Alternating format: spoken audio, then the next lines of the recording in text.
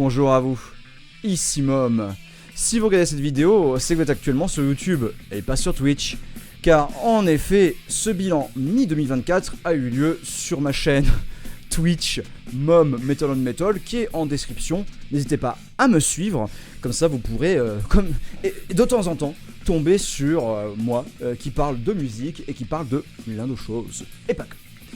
Du coup, pour ce bilan mi-2024, nous allons procéder, pas comme d'habitude, et non, pas comme d'habitude justement, nous allons procéder en commençant par la musique. Musique, découverte, redécouverte, les achats que j'ai pu faire, les nouveautés de 2024. Et après ça, à la toute fin, vous aurez l'actu momistique. Et oui, cette fois, je mets l'actu momistique à la fin, histoire qu'on ait vraiment la musique au cœur de ce bilan. Donc, ceux qui sont sur YouTube, dites bonjour à Twitch. Ceux qui sont sur Twitch, dites bonjour à YouTube. Si tu apprécies mon contenu, n'hésite pas, le pouce levé, le commentaire pour diffuser tes découvertes, tes partages, tes amours de 2024. Vas-y, c'est parti. Aussi, voilà, si tu veux faire des recommandations, let's go. Et puis, l'abonnement et le partage, super important. C'est ça qui donne de la force et c'est ça qui permet de soutenir la chaîne Mom. Même si, il y a d'autres moyens de soutenir la chaîne, mais on en parlera à toute fin, comme je disais tout à l'heure. Sans plus attendre, sans plus tarder, nous allons commencer ce bilan avec justement les albums que j'ai pu réécouter. Il y a des albums que j'avais un petit peu mis de côté et que je voulais vraiment ardemment écouter maintenant et remettre en avant auprès de vous, mes chers momiens. Ouais, ce serait des momiens et des momiennes. Bonjour les momiens, non. Mes chers viewers et mes chers viewers. On s'amuse bien, merci. On va commencer avec un album qu'il est bien, qu'il est beau, qu'il est incroyable. Je crois ne pas avoir montré en vinyle. Ustalost, The Spur of Vipers. Alors cet album-là, j'en avais parlé en 2019 lorsque j'avais fait mon bilan métal de la décennie. Non, c'était pas 2019. Juste CST 2020, janvier 2020. Bilan métal de la décennie. Et j'avais mis Ustalost dans mon top 5 des albums incontournables de la décennie 2010. Parce que Ustalost, The Spur of Vipers, c'est un album de black metal qui est vraiment ensorcelant, qui est vraiment incroyable de bout en bout. Il y a 6 morceaux nommés 1, 2, 3, 4, 5, 6. Jusque-là, on suit. Des paroles, y en a-t-il ? Non. Ce que vous ne savez peut-être pas, c'est que, en fait, j'ai discuté avec Will Skarstad, qui est donc le leader tête pensante de ce projet. J'ai beaucoup communiqué avec Will Skarstad et en fait je voulais les paroles de Ustalost pour pouvoir justement savoir de quoi il en tenait là-dedans. Et de lui-même, de l'aveu même de l'artiste, il n'y a pas de paroles. En fait c'est juste il a fait ses morceaux, il a branché le micro, il a chanté et voilà ce qu'on a. Ustalost. Je sais qu'il y a un deuxième album qui est sorti, j'en ai parlé ici, je vous le mets en fiche. Deuxième album de Ustalost, je suis moins fan. Par contre, pour Vipers, ça fait 8 ans qu'il est sorti. D'où Jésus 8 ans qu'il est sorti. Et toujours de première fraîcheur. Il y a vraiment ce que je disais dans le top de la décennie, qu'il y a la magie noire, en fait, le travail de son, de texture, la gestion des larcènes entre chaque morceau, c'est vraiment prodigieux. Et je le répète encore une fois, mais peu importe dans quel dispositif tu vas l'écouter, il y a d'autres éléments qui vont ressortir au mix. Cet album-là, plus que jamais, un immanquable. Et vraiment, moi j'écoute ça, le black metal, j'ai plus envie d'en écouter en fait. Il est là le black metal absolu. Hop, il est derrière. Comme ça, en black metal que je voulais me réécouter, j'ai sorti également Regarde les hommes tombés avec leur Ascension, sorti en 2020, en pleine période de pandémie. Et moi j'avais souvenir que dans le bilan 2020, j'avais dit que j'avais bien aimé cette Ascension, et même que je l'avais préféré à leur deuxième album. Le deuxième album de Regarde les hommes tombés, je l'ai, mais je ne l'ai pas encore réécouté. Et justement, il faudrait que je me fasse un peu un avis sur le deuxième album de Regarde les hommes tombés. Regarde les hommes tombés, de la vie de beaucoup, du black metal pour ceux qui n'en écoutent pas. Oui, parfaitement. Et est-ce que c'est un mal ? Non, pas du tout. Au contraire, moi j'aime beaucoup cet album. Il y a vraiment un souffle épique et grandiose. Et le morceau au bord du gouffre à la fin, qui justement culmine avec Regarde les hommes tomber, c'est vraiment en fait, c'est un peu comme la fin d'une ère, la fin d'un cycle. Et donc ouais, ce Ascension de Regarde les hommes tomber, du black metal pour ceux qui n'en écoutent pas. En quoi c'est une critique? En quoi c'est un problème? Bah justement, il y a du black metal pour ceux qui n'ont pas l'habitude, avec peut-être un aspect moins rugueux. Et encore que, c'est quand même bien black metal tout ça. Franchement, si vous avez l'impression que c'est du black à capuche, redonnez une chance à Ascension. C'est un bon album. Moi, il me fait kiffer, il me fait vibrer. Et justement, le deuxième album, j'avais souvenir qu'il était un peu plus percutant, alors que celui-là est un peu plus équilibré dans ses intentions. Donc, juste dans le bilan 2024 à la fin de l'année, je ferai mon retour sur le deuxième de Regarde les hommes tomber, mais vraiment, Ascension, je veux le remettre en avant parce qu'il est très sympathique. Hop! Salut Rouguignou, tu parles de la cover de Regarde les hommes tomber. J'avoue que... alors, je crois que c'est... je crois qu'on connaît la personne qui a fait cette cover pour Regarde les hommes tomber, qui a fait un peu le design artistique de la pochette. Je crois que c'est Fortifem, si je dis pas de bêtises. Je vais quand même vérifier tout ça, mais je crois que c'est Fortifem. Oui, design by Fortifem. On connaît Fortifem. Salut J'ai la Vigie, comment tu vas? Donc, Ascension de Regarde les hommes tomber. Ah, c'est Jeune Codes de Cynic aussi. Allez, on en remet une couche, c'est pas grave. Hop. Ceci dit, donc là, on a fait un petit tour de black metal, redécouverte, qui fait toujours plaisir. Mais franchement, là, en plus, avec Regarde les hommes tomber, on est chez des Français, mais... ce que je me suis réécouté, bien sûr, trop bien Watchtower, on n'a jamais assez de Watchtower. Ce que je me suis réécouté avec beaucoup de plaisir. Plaisir, plaisir, plaisir. Tu connais ça? Si tu connais pas, c'est que tu n'as pas vu ma vidéo Musique Savante, hein, dans les eaux tumultueuses du prog. Calicia, Sibione. Et bien en fait, après avoir fait ma vidéo sur la Musique Savante, j'ai regardé si le site de Calicia était encore ouvert. Et en fait, il était fermé, il était down. Du coup, j'ai fait ma petite recherche d'archiviste pour retrouver le leader à l'origine de Calicia, qui aujourd'hui est en fait un producteur et un ingé son. En fait, il a une entreprise comme ça de mastering, de production sonore pour les albums et tout ça.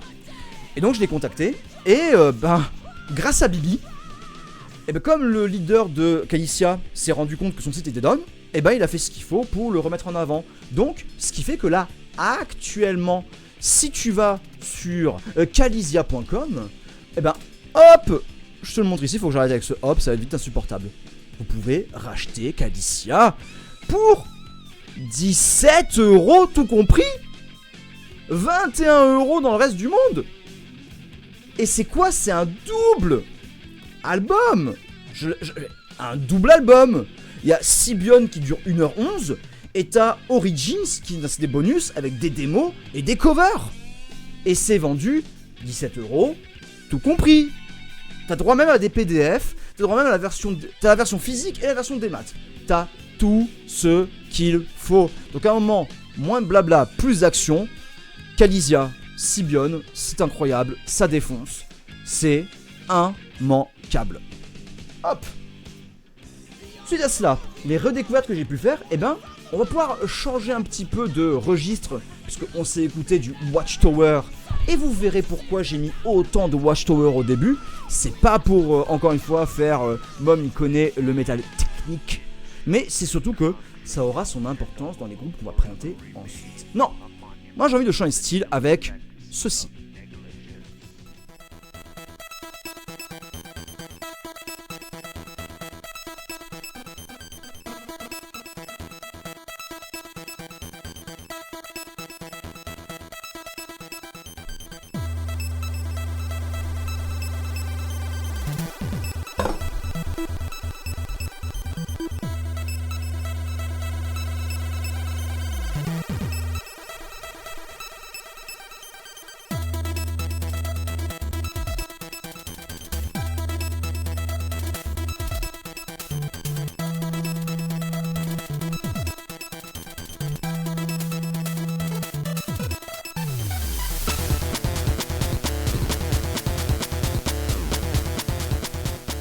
Wurt FX3. Je sais pas si je vous ai déjà parlé de Wurt dans la chaîne Mom, mais Vert en fait c'est le projet de Jake Kaufman. On voit ici son magnifique logo avec un dogo. Jake Kaufman c'est en fait un créateur de musique, c'est un compositeur qui a notamment travaillé pour le jeu Mighty Switch Force, si je dis pas de bêtises. Et en fait FX3 c'est tout simplement un album de heavy prog 8 bits. Du heavy prog 8 bits.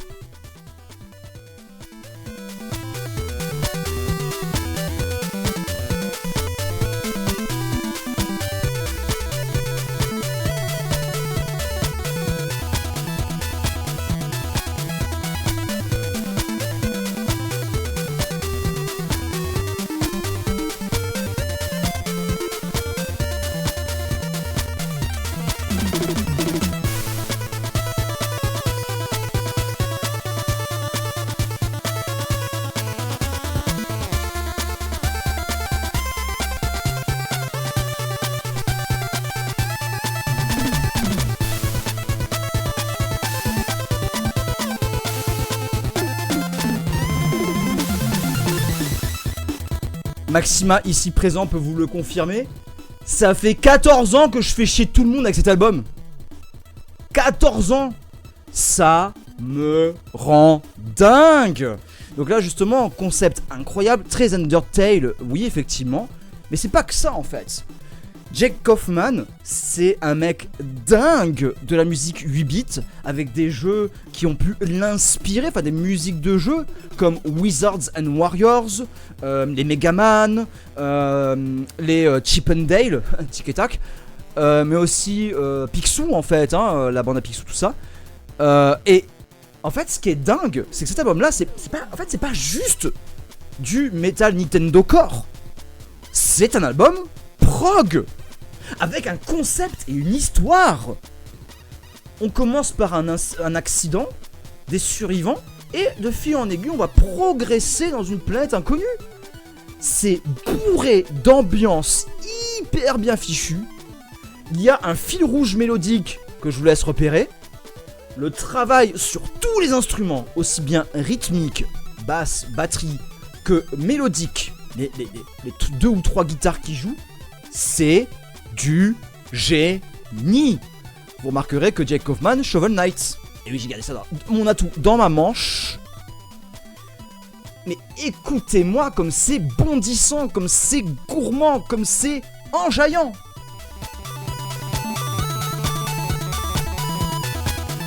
Grosse inspiration aussi musique Game Boy, hein, je pense aux Pokémon Trading Card Games, les Pokémon TCG qui étaient en fait qui étaient monstrueux en termes de musicalité, enfin bref, Vert FX3, ici c'est la version remastered, mais moi comme je suis un gros puriste, et ben j'ai la version originale, je sais pas ce qu'il y a de mieux, j'avoue que j'ai pas réécouté la version remastered, mais c'est incroyable.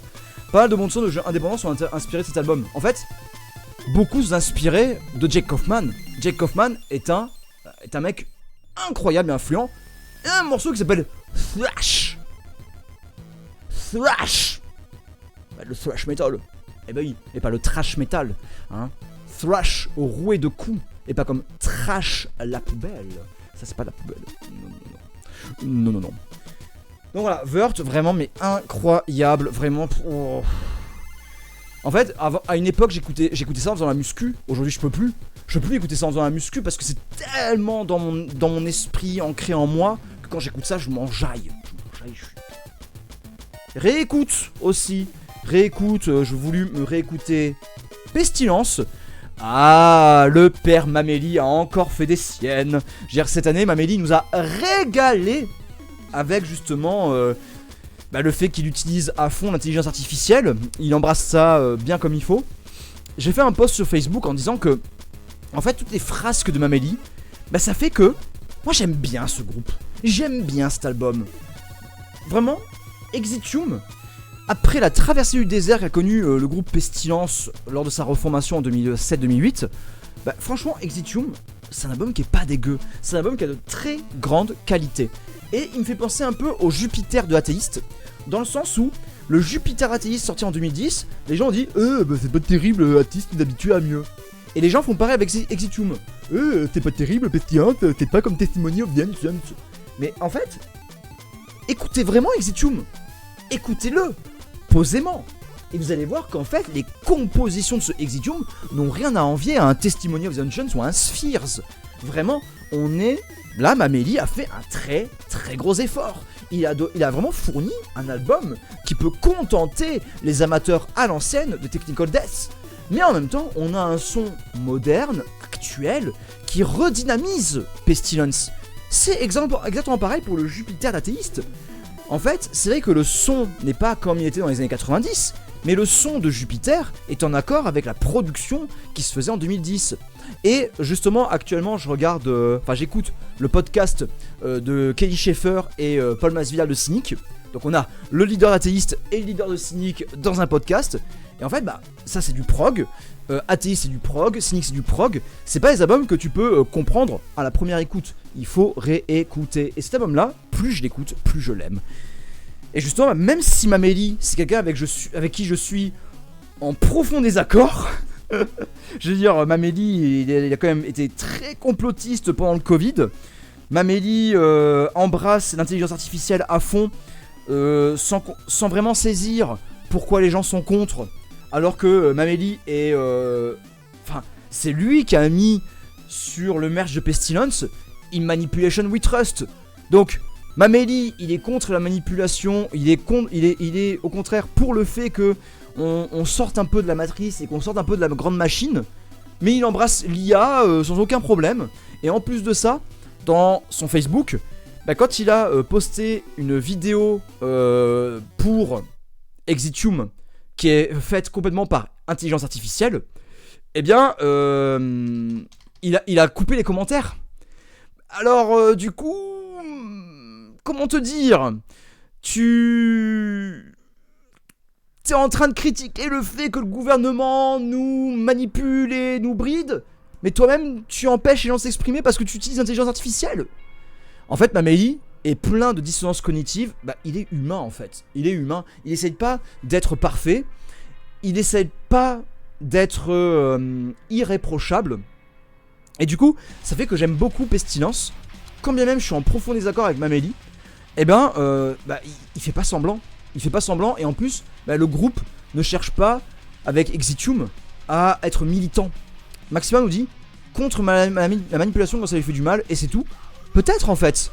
Mais en vrai, moi ce que j'apprécie beaucoup, en fait, c'est que Mameli, il le dit en interview, il est, il est honnête, il est sincère avec ses doutes, ses interrogations, ses oppositions aussi, ses contradictions. Et je ne dirai jamais assez, mais il y a une interview de Pestilence que je trouve vraiment, mais à propos, tellement juste et vraiment bien comme il faut. Je vous la mets ici, Pestilence Nightbreed Metal Radio Interview. Je la mettrai peut-être en fiche si j'ai encore la place, ou en commentaire épinglé et en description. Mais vraiment cette interview, elle est humaine, elle est authentique. Et en plus, encore une fois, il n'est pas militant dans sa démarche. Dire son Facebook, il est ce qu'il est, mais dans ses albums, il en parle pas. Donc, moi ça me va. Ce qui m'amène à une autre redécouverte, et là qui va être peut-être un petit peu plus touchy. Donc autant dire que là, je mettrai peut-être dans le chapitrage en bas de la vidéo une sorte de timecode, un chapitre pour pouvoir passer ça, parce que je comprendrais qu'il y ait des gens qui n'aient pas envie d'en parler. Vector, Terminal Redux. Pourquoi ça pourrait en gêner certains, parce que vous n'êtes pas sans savoir que DiSanto, qui est la tête pensante du groupe, chanteur et guitariste, a eu des ennuis avec la justice pour des très fortes suspicions de violence conjugale. Il s'est exprimé sur le sujet et il a dit que oui, mais les vidéos sont peut-être trompeuses parce que on ne voit pas le fait que lui aussi subit de la violence. Et donc ça me ramène au cas Vulvodynia que j'ai évoqué il y a un an. Ça nous regarde pas en fait, ça nous regarde pas, ça regarde la justice.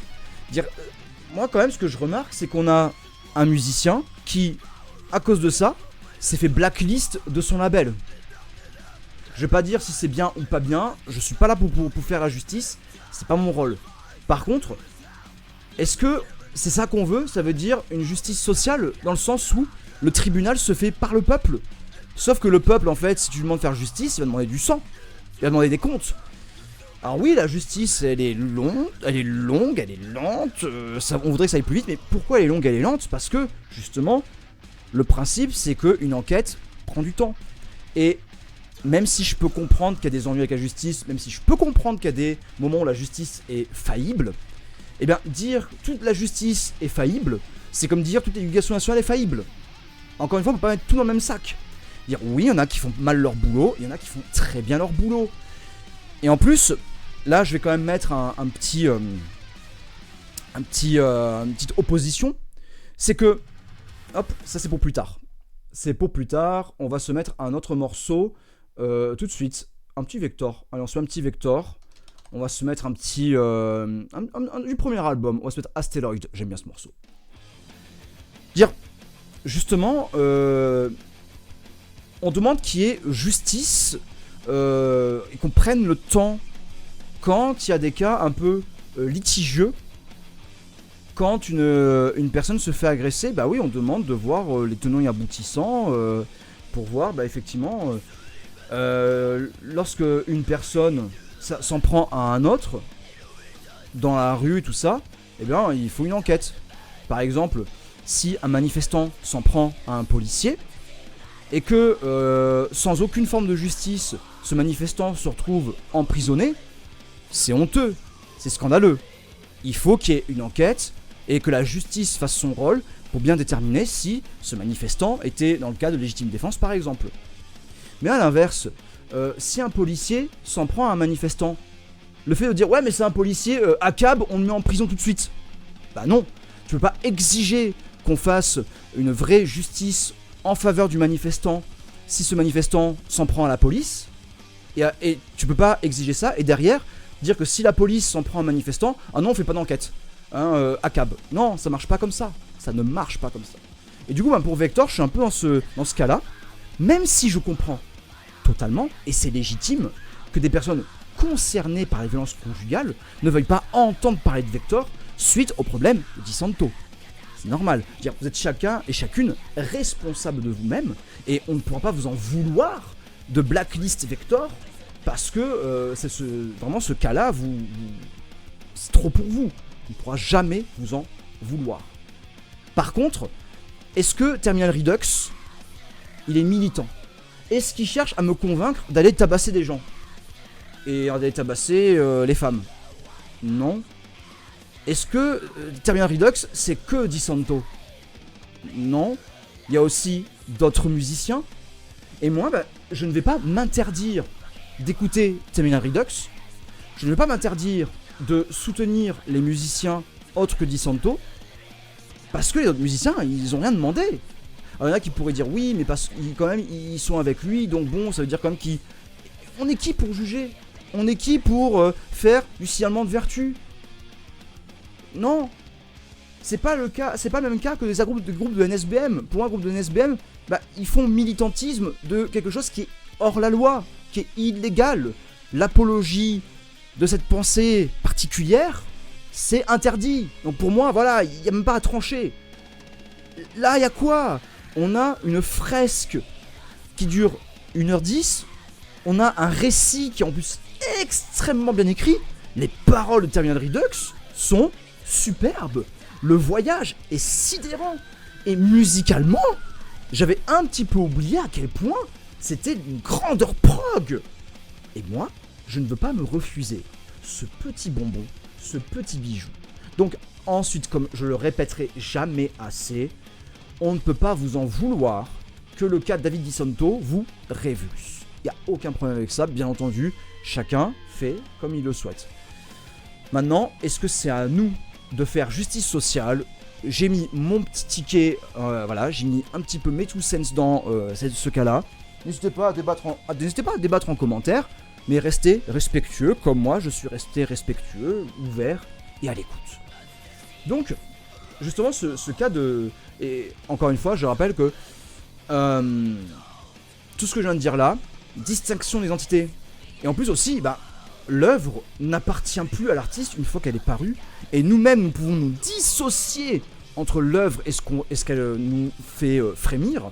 Pareil, je vais pas m'interdire d'écouter Dissection. Je vais pas m'interdire d'écouter Dissection. Storm of the Light's Bane est un excellent album. Il n'est pas militant, il cherche pas à me convaincre de faire comme John Notveit. John Notveit, c'était un effroyable être humain. Et Storm of the Light's Bane est le premier album, je les apprécie beaucoup pour ce qu'ils sont, c'est-à-dire de la musique. Voilà, après pareil, si vous, l'histoire de John Notveit vous empêche d'écouter Dissection, pas de mal avec ça. Et je rappelle encore une fois, je l'ai mis ici en fiche, mais Vluvodinja, et aussi, je rappelle aussi le PGCD que je mettrai ici, le PGCD sur la distinction des entités, que je remets ici, qui est une vidéo bien sympa, que j'apprécie. Ensuite, les réécoutes, les albums redécouvertes. Alors là, il y en a qui l'ont vu justement quand je préparais le stream. Eh bien, ceci, Morbid Angel, Gateways to Annihilation, j'ai trouvé le vinyle, mais alors... Bon, déjà, je rappelle que Morbid Angel, j'ai mis du temps à apprécier ça, et c'est vraiment l'année dernière où j'ai eu envie de l'écouter, et ça fait j'boum là-dedans. Ça faisait plusieurs mois que j'avais pas fait de muscu. Je sais, tiens, on va faire de la muscu, on va mettre Gateways, et j'ai vraiment apprécié l'expérience. Et je l'ai trouvé en vinyle, avec l'édition, avec vraiment la cover complète.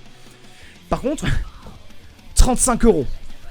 Attends, 35 € là, Earache Record, il n'y a rien qui va. Earache Record, ça date de 2016, hein, c'est une réédition de 2016. Et surtout, l'album il date de 2000. Il date de l'an 2000. L'album a 24 ans. Tu vends ça 35 €. J'espère au moins que ton édition à 35 € a de quoi se mettre et des choses bien à se mettre sous la dent. Vous voulez voir ce qu'il y a à l'intérieur? Comme ça au moins. Moi je vous le dis, hein, ça vaut pas 35 € ça. Hein. Mais moi je le voulais, donc voilà. Donc déjà, voilà, le vinyle, enfin la pochette. Ensuite, ils aiment tellement cette cover que tu vas la retrouver ici, avec les paroles derrière. T'as même pas un gatefold ou quoi, non, t'as juste un fourreau. Et donc là, t'as le fourreau avec la cover. Mais, le vinyle, là je vous fais un petit coup de gueule envers Earache. C'est un vinyle 90 grammes. C'est un vinyle 90 grammes, à 35 €. Avec un fourreau papier. Là, ce que vous voyez, c'est un fourreau papier. Il n'y a même pas de doublure en plastique dans un disque qui coûte 35 balles. Earache, c'est exactement pareil pour, comment ça s'appelle, Entombed Left Hand Path. Un CD que j'avais acheté à 20 €. Et c'est un digibook. Enfin, c'est pas un digibook, mais vous savez, c'est les albums du coup en carton que tu ouvres comme ça en flap. Même pas de livret. Dire le Left Hand Path sorti chez Earache Records, qui est une réédition, hein, attention, hein, 20 balles pour juste le CD et un petit message. Allez sur earache.com pour avoir les paroles. 20 balles. Earache, vous êtes des nazes. Vous êtes des nazes. Parce que à côté, en vinyle que je me suis acheté, eh bien on va avoir vraiment un sommet. Un sommet. Et qui pour le coup m'a coûté 16 €. Et vous allez voir que l'édition vinyle ne se fout pas de ma gueule. Bon, déjà un extrait pour que je puisse boire un petit peu.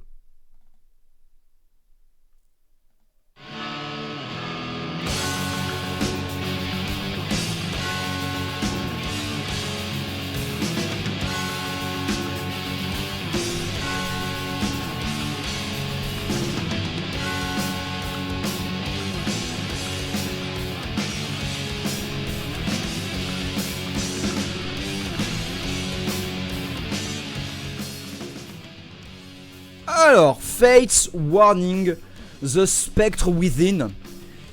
Tout à l'heure, on a écouté du Watchtower et ce n'était pas pour rien. Parce que ça, en fait, eh bien, c'est à la fois inspiré de Watchtower. Enfin, inspiré, ouais, Energetic Disassembly, c'est 85. Spectre Within, c'est 85.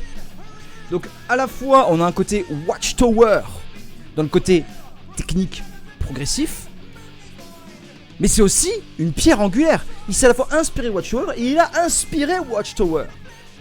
Il a même inspiré Chuck Schuldiner. Control Denied, il y a des plans à la Fates Warning. Cynic est inspiré de Fates Warning. Athéiste est inspiré de Fates Warning. Cet album-là, 85, ça va avoir 40 ans, ça. Alors moi, ce qu'il y a, c'est que j'ai découvert justement en 2011-2012, quand, plutôt 2012-2013. En fait, j'ai découvert quand justement je voulais approfondir mes connaissances de Chuck Schuldiner. Et que comme Chuck Schuldiner disait apprécier énormément Fates Warning, eh bien j'ai lancé The Spectre Within. Le truc c'est que à l'époque, en 2012-2013, pour trouver ça en MP3, il faut se lever tôt. Et je l'avais trouvé dans une version qui était un peu dégueulasse. Et franchement j'ai eu du mal. La voix je comprenais pas. Et puis, même musicalement c'était particulier. Mais là, quand je l'ai racheté, là c'est un enchantement.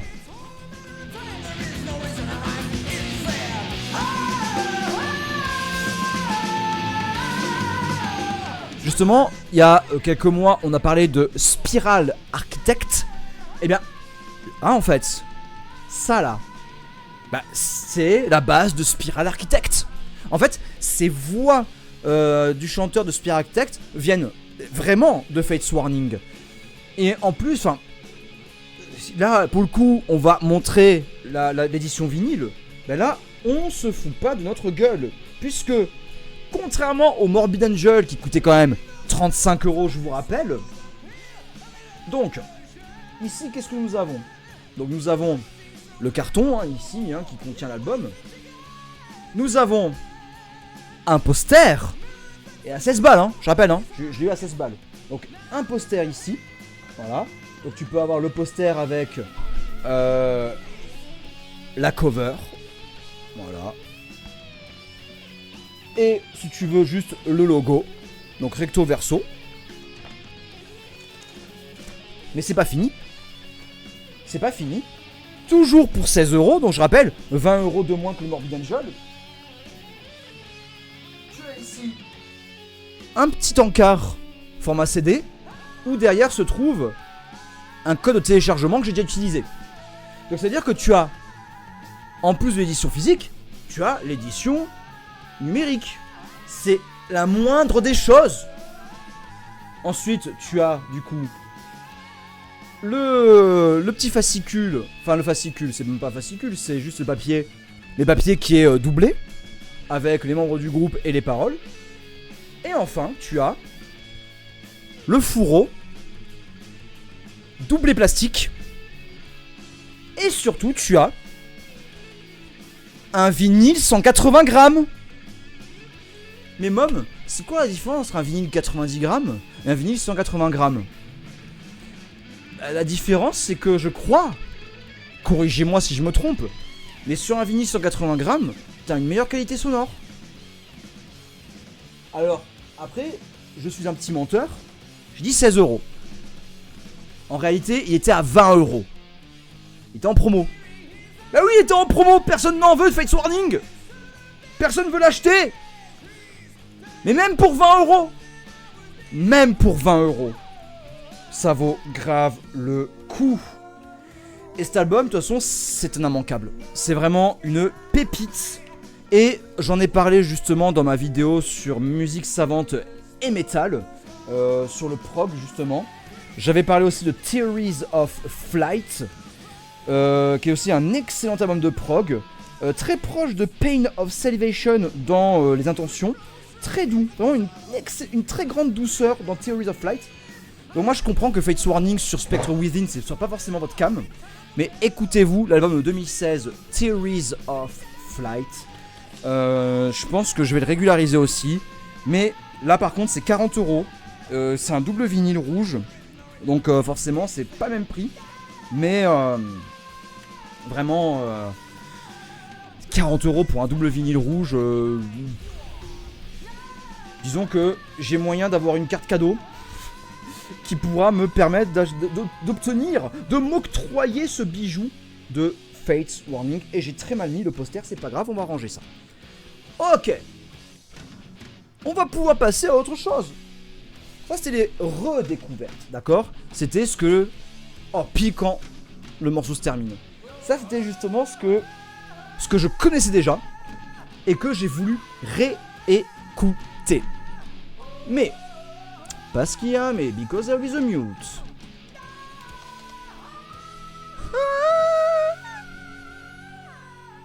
Mais j'ai aussi fait des achats, des découvertes de choses que je ne connaissais pas.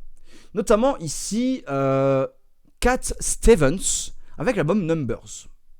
C'est parti.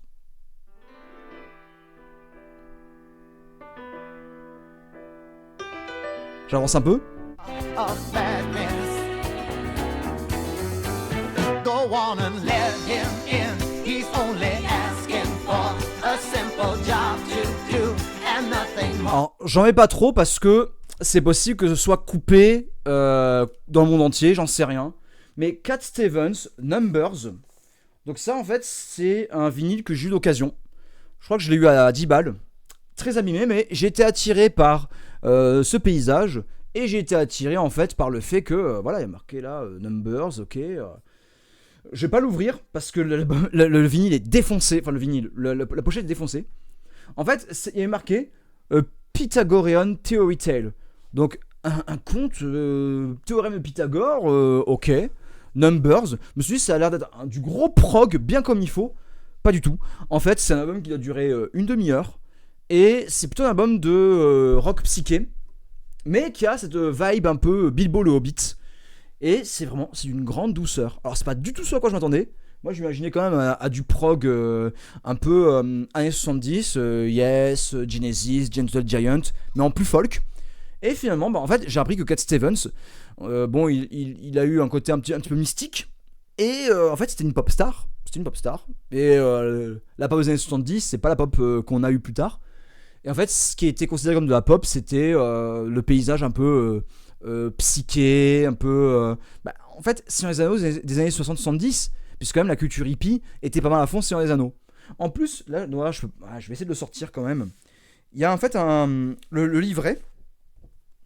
C'est en fait... c'est un livre, c'est une histoire. Mais du coup, voilà, ils disent... en fait, t'as cette promesse d'une histoire, d'un conte et compagnie... Avec justement les comment ça s'appelle les Pythagore, les nombres et tout. Donc moi je donnais un truc un peu proggy, tu vois, un truc un peu origine du math rock. Pas du tout.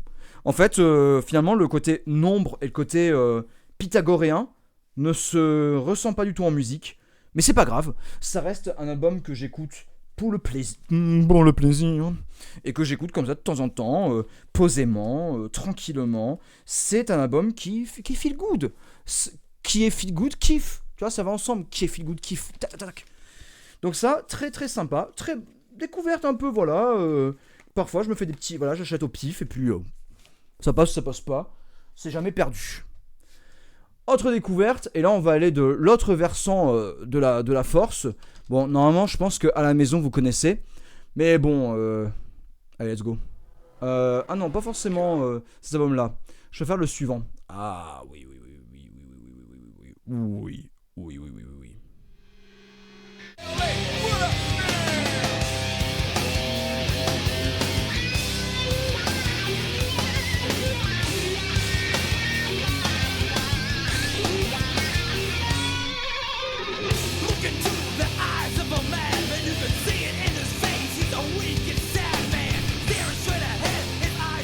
Ça c'est pour Neptune. La bagarre. Biohazard. Alors, si vous voulez savoir pourquoi Resident Evil s'appelle Resident Evil chez nous et aux États-Unis, et pas Biohazard comme au Japon. Alors, du coup, tout à l'heure j'avais mis je crois que c'est le premier ou deuxième album, je sais plus. Urban Discipline, c'est leur premier album, 92, très sympa. Mais State of the World Address 94, branlé monumental. Je sais qu'il y en a qui pensent que le hardcore c'est quand même très limité, mais alors ce State of the World Address c'est du caviar. Bon, du caviar pour la bagarre, du caviar pour la muscu. Caviar bagarre. D'ailleurs, voilà, Bagarre. Franchement, enfin, il y a tout. Il y a les riffs vraiment bien musclés. Il y a le côté crew avec plusieurs voix. C'est Suicidal Tendencies qui veut mettre des points dans la tronche. Et en live, alors du coup j'ai vu plein de lives de Biohazard. C'est trop bon. C'est trop bon. Vraiment, Biohazard, si je devais conseiller un seul album du groupe, ce serait State of the World Address. Et en plus, c'est là que je me suis rendu compte à quel point ils sont influents. Parce qu'il y a un groupe que j'apprécie, un groupe niçois, qui est Swarm. Swarm, que j'ai déjà pu évoquer plusieurs fois. Et en fait, Swarm sont très inspirés thrash groove, et plutôt, voilà, thrash un peu néo. Ils sont très inspirés de Machine Head, voilà, de ce genre de musique-là, tu vois. Un peu Pantera aussi. Mais en fait, ils sont aussi très inspirés de Biohazard. Le chanteur de Swarm, il chante comme le chanteur de Biohazard. Et c'est trop bien. Voilà. Donc, State of the World Address, Swarm, S-W-A-R-M. Ils vont sortir un nouvel album prochainement. À la rigueur, j'en parlerai au bilan 2024. Donc, si tu veux avoir la suite, abonne-toi. Bref, on a beaucoup parlé quand même là des découvertes. Mais maintenant, il faut parler de mes achats. Et après, nous parlerons des nouveautés. Donc, on est bien. Les achats. Bon, je vais déjà montrer quelques-uns, mais là, je vais pouvoir en montrer un autre. L'Uenta, ça me dit rien du tout. Alors là, comme ça, tu me balances l'Uenta, j'ai la vigie, j'irai vérifier à la fin de ce bilan. Donc, on sera encore en stream, nous. Et vous sur YouTube, eh ben vous ne l'aurez pas. Donc voilà, si vous voulez me voir react à des musiques proposées par le chat, faut venir sur Twitch. Du coup, j'étais quand même cette année, j'ai quand même acheté quelques albums. Donc je vous ai déjà montré Morbid Angel, Fate's Warning, Numbers, tout ça. Alors des albums du coup dont j'ai parlé, Afflicted, Prodigal Son. J'en ai parlé dans cette vidéo là où je parlais également de Slift. Leur Ilion qui est monumental est sorti cette année. Donc là, voilà, on prend un peu d'avance sur les sorties 2024, mais Slift indispensable. Et là, Prodigal Son, mais oh Slop, calme ton slip, on y viendra après. Oh là là, il est coquin, il est coquin, il est coquin. Qu'est-ce que bah tiens, on va se mettre Afflicted, Prodigal Son. Par exemple, Consumed in Flames, voilà.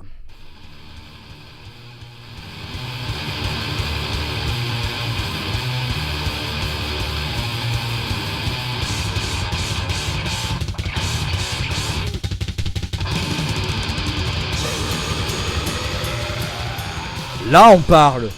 Donc, Afflicted Prodigal Son, j'en ai déjà parlé en long, en large et en travers. C'est un album sorti en 92, un album de Swedeath bien gras, bien suffocant.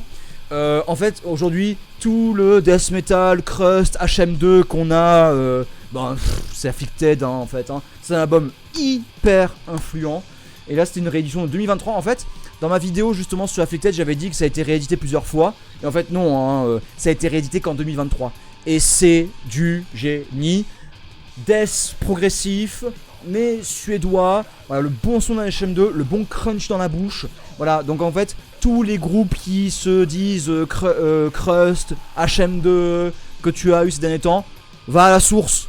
Afflicted, Prodigal Son, c'est prodigieux. Bam, ça c'est, voilà, c'est pour vous, c'est cadeau. Ensuite, autre achat que j'ai fait, achat du pif dans ton slip. Qu'est-ce que c'est que ça? Waouh, regarde-moi, c'est plus bel effet. Waouh. Donc, album acheté au pif. Cet album s'appelle VVV. En fait, V ça veut dire 7, c'est 7x7, 7x7 49. Et dans le mysticisme liturgique, aussi bien catholique que musulman, 49 c'est un nombre sacré, 7x7 c'est sacré. Me demandez pas pourquoi, je le sais, c'est tout. Info de chat. À la rigueur, si vous voulez vérifier, vous vérifiez par vous-même. Et donc ce groupe s'appelle Marid. Et donc moi je tombe sur ça en boutique. Hop. Voilà. Le vinyle. Avec Al-Hayat Al-Abadeya. Aloha Al-Zomorodeya. Voilà. Écrit ici et ici. Voilà. Qu'est-ce que c'est Marid? Bonne question, je suis ravi que vous la posiez. On se met un extrait, mais tout de suite, parce que j'ai tout prévu pour toi à la maison. Cadeau. On va avancer, t'inquiète pas.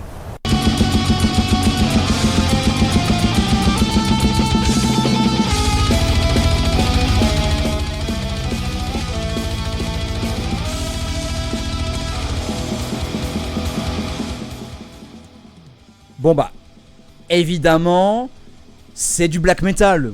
Quelle surprise, mom. Ah bah oui, avec un truc comme ça, ça ne pouvait être que du black metal. Je vous le remets ici. Bam. Donc, Marid. En fait, bah, je vais tout simplement... En fait, ce qu'il y a, c'est que cet album-là, je l'ai écouté justement en écrivant des petites notes sur mon carnet. Et je trouvais quand même que Marid, ça me faisait beaucoup penser à Sylvans. D'ailleurs, Sylvans, il faut que je les réécoute. C'est dans ma liste d'albums à réécouter. Sylvans qui a fait un split avec Downfall of Nur, que j'aime énormément. Qui a fait aussi un album qui s'appelle Lupercalia. En fait, Sylvans, c'est vraiment du black metal très forestier, très sylvain. Voilà. Et en fait, Marid, il va avoir ce côté Sylvans avec justement cette... comment dire, il va y avoir cette grandeur un peu... pas bucolique du coup, parce que là, on est vraiment dans le son du désert. Il y a quelque chose de très aride dans Marid. Oh merde. Et en fait, ça fonctionne mais super bien. Par contre, c'est un EP. Donc, là on le voit, ça dure pas très très longtemps. Et en fait, j'avoue que bah, les 25 minutes, quand c'est fini, j'étais là. Ah, ok.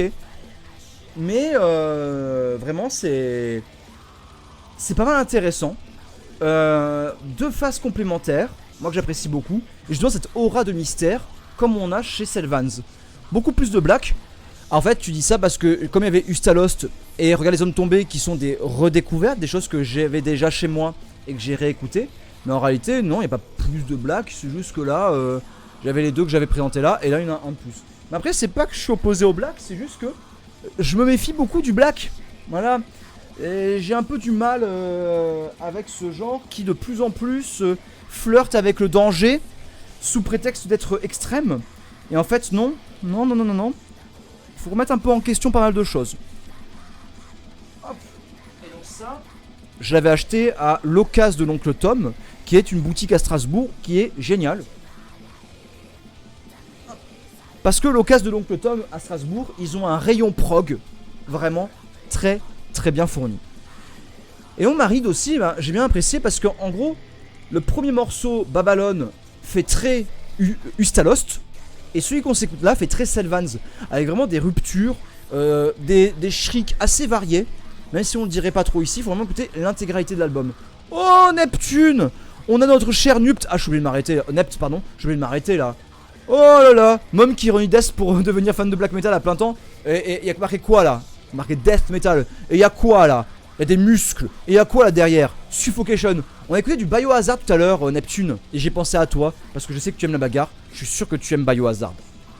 Donc voilà, ça c'était du coup VVVV de Marid. Et donc en fait, moi, j'avoue que ce qui m'a intéressé, c'est que bah, c'est un groupe du nord du Maghreb. Avec des musiciens qui sont issus de plusieurs pays et régions de ce coin-là. Et mais ils ont rien fait d'autre depuis, malheureusement. Donc ça voilà, c'était pour Marid que j'ai acheté à l'occasion de l'oncle Tom. Ensuite, autre album que j'ai pu me procurer avec beaucoup de plaisir, Shadow Gallery, leur album éponyme avec ce cher Icar le beau gosse, Icar le musclé, c'est même avec des ailes, ni plus ni moins. Des morceaux comme The Dance of Fools, Questions at End, mais surtout The Queen of the City of Ice. Pourquoi je mets pas d'extrait? Parce que les morceaux font minimum 9 minutes. Non, 7, pardon. Et le dernier, Queen of City of Ice, 17 minutes. Mais c'est un enchantement. Et ça, c'est un album que j'écoute surtout en automne. Donc là, je l'ai écouté parce que je viens de l'acheter. Mais en vrai, c'est un album que je connais depuis 2012-2013. Et c'est toujours un immense plaisir. Mais quand je l'ai écouté là, parce que bah, quand j'achète, j'écoute l'album dans la foulée. Eh bien, bon, moi j'attends l'automne, parce que ça c'est un album de l'automne.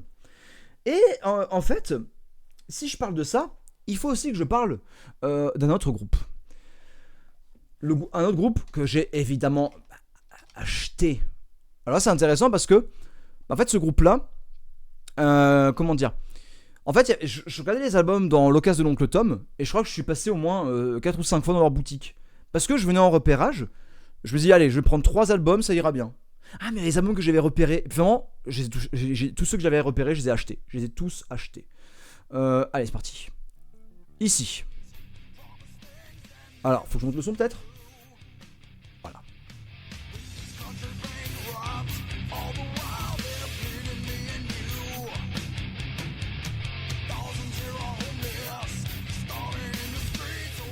Antithesis, Dying for Life, une cover dégueulasse. Et là on se dit mais Mom, pourquoi tu parles de ça? Ça a l'air un peu naze, non?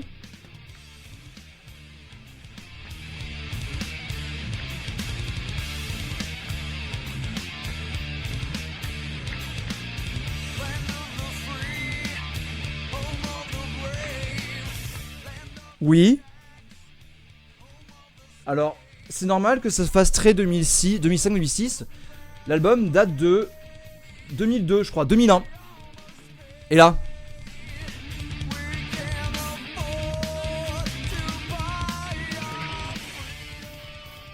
c'est du power thrash progressif. C'est du power thrash prog. C'est inspiré Judas Priest. Ça ressemble à Control Denied. Ah! Mais oui! Du thrash progressif avec une grosse louche de power. Fortement inspiré Sanctuary Nevermore. Je rappelle Sanctuary Into the Mirror Black. Immanquable. Ça me rend fou. Voilà. Qu'est-ce que Mom aime par-dessus tout? Le power prog thrash. I have a thrash. I have a prog. Oh. Non, enfin là tu... J'aime le power, j'aime le thrash, j'aime le prog, les trois ensemble, BAM! T'as la puissance du thrash, t'as l'exigence du prog et l'efficacité du power. Qu'est-ce qu'il te faut de plus? Voilà, ça en plus à la fin, il remercie tous ceux qu'ils apprécient. Donc Eidolon, Winter's Bane, Planet X, Coroner, Watchtower, qu'on a écouté tout à l'heure, et Fates Warning. Ils sont inspirés de Fates Warning. Oui. Oui. Et c'est très Schuldiner. Tout l'album Dying for Life, cette cover, elle est dégueulasse et ça renferme un bijou. Si vous aimez Schuldiner, vous aimez Sanctuary, vous aimez Nevermore, vous aimez Control Denied, vous aimez Watchtower, vous aimez Fates Warning, écoutez ça. Écoutez aussi Eidolon, Winter's Bane, c'est super. Allez, extrait.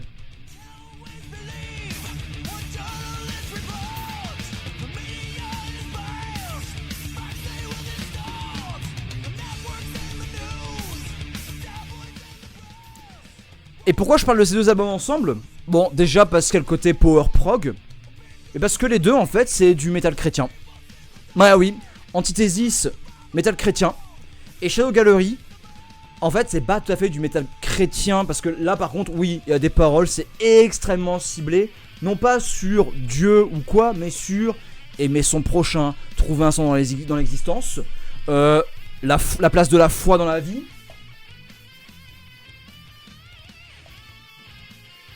Et là en fait ce qu'il y a c'est que dans le livret il remercie Dieu. Voilà. Et puis il y a quelques musiques de Shadow Gallery pendant cet album là qui sont plutôt orientées christianisme. Et donc voilà. Si vous voulez des exemples de métal chrétien qui sont bien. Du métal chrétien qui sont bien. Et puis c'est pas parce que c'est chrétien que c'est crétin.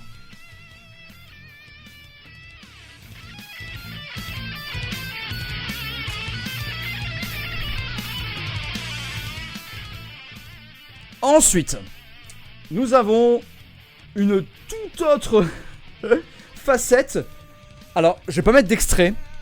Parce que vraiment... Alors, Vous allez voir la cover, vous allez dire mais Mom, pourquoi t'as pris ça? Mais parce que le logo, il y a un gros marteau. Regarde, il y a un gros marteau. Moi, il y a un côté communiste soviétique qui me plaît bien. C'est un album russe. Ça a l'air d'être bien de gauche. Bah, je le prends. Alors, le groupe, c'est United Mining Club. Avec le nom de l'album, c'est World Blood History. Et c'était catégorisé comme du thrash prog. Bah, moi, je dis thrash prog, je prends, j'aime ça, ok. Ah ouais, mais en fait, c'est pas si prog que ça. Honnêtement, le son est pas terrible. Et c'est con parce que il y a des idées. Il y a vraiment des moments où c'est bien fichu. Mais vraiment, le mixage des voix, ça va pas. C'est compliqué comme album. C'est une curiosité. Je regrette pas de l'avoir acheté. C'est toujours bien aussi d'avoir des albums plutôt moyens dans sa collection. Mais voilà, si vous tombez sur United Mind Club quelque part et que vous êtes comme moi attiré par ce mauvais goût, vous pouvez en faire l'économie. Et le problème, c'est que est-ce que ça vaut vraiment le coup de mettre un extrait? Non. Mais si vous êtes sage, un jour il y en aura un. Il n'y en aura jamais. Par contre, Thought Chamber. Ça pareil, je vais pas rentrer en détail là-dedans parce que j'en ai parlé sur ma vidéo musique savante, les passerelles vers le prog. Très inspiré Dream Theater, mais en réalité t'as une base Dream Theater pour ajouter par-dessus un côté Fates Warning et un côté comment ça s'appelle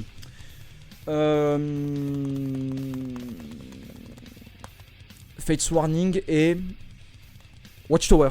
Donc très intéressant ça. Ouh, j'ai oublié un truc par rapport à Antithèse. En plus, j'avais noté Politicide. Ça là, j'ai oublié un truc. C'est qu'aussi ça ressemble beaucoup à Dead Season, qui est un groupe français, et Vigilante, qui est un groupe japonais. Et j'ai noté ici, c'est un méta engagé, puisque dedans, Politician souligne des absurdités. Et le côté thrash est très marqué avec une assise prog à la Control Denied et des paroles d'actualité. Ouais, c'est ça que j'ai noté. Rien n'a changé en 23 ans, ces paroles sont toujours actuelles. Voilà, je vais remettre une couche. Mais les paroles d'Antithèse sont très très très bien écrites. Vraiment très intéressant. On change d'ambiance. Est-ce que vous aimez le death metal? Vous aimez? Ouais.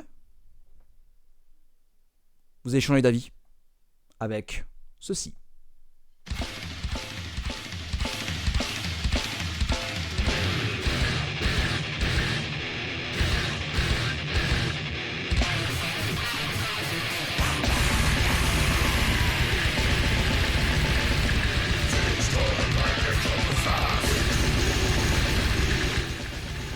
Ça bourrine. Là, si vous êtes amateur ou amatrice de death metal qui tâche, là ça tâche. Tyrant's Blood. En fait, il était en vitrine à l'occasion de l'oncle Tom. Ça fait un peu beaucoup. Et en fait, j'ai été attiré par la cover. Là, j'admets que la cover, je la trouve magnifique. Parce que ces couleurs, moi, elles m'appellent. Regarde-moi, alors ça se voit moins à la caméra, mais regarde-moi ça. Ça m'attire, ça me parle. Et en fait, quand j'ai mis le disque dans la galette dans la machine, je me suis pris ce mur de son. Alors Destroyer qu'on s'écoute, c'est pas le premier morceau, mais en fait, tout l'album, je dis bien, tout l'album est comme ça. Il y a zéro place pour autre chose. Alors tu me dis, Neptune, c'est Paolo Girardi qui est à la cover. Je vais te dire ça. Tyrant's Blood. Et pas Tyrant's Blood. Blood. Ne confondez pas avec Doom. Doom. C'est bien Paolo Girardi. Et Neptune. Bien wesh mon pote. T'auras bien mérité ton litanie de l'acier. Donc, Tyrant's Blood. En fait, ça m'a fait beaucoup penser à un autre groupe que pareil je dois réécouter. Et dont j'ai l'album. Un album que j'avais payé je crois 5 balles à une époque. Et qui était introuvable. C'est pour ça que je l'avais acheté en CD. Qu'est-ce que tu me dis Neptune? Il y a quand même un style très reconnaissable, Paolo. Donc l'album en question dont je parle, l'album qui, enfin, ce que Tyrant's Blood m'a rappelé, c'est Impious Terror Succeeds, une cover immonde et un album jusqu'au boutiste. Cet album est sorti en 2000, ça en fout partout. Ça en fout partout. Bah exactement comme ça en fait. Il n'y a pas une once de respiration. Il y a quand même de la diversité, de la variété. Alors honnêtement c'est pas un album que je vais écouter tous les jours. Mais c'est un album que je suis content de posséder. Parce que justement ce genre de death metal hyper écrasant mais en même temps avec beaucoup de mélodies à certains moments. En fait c'est très varié. Il va y avoir des parties un peu black death. Des parties plus thrash death.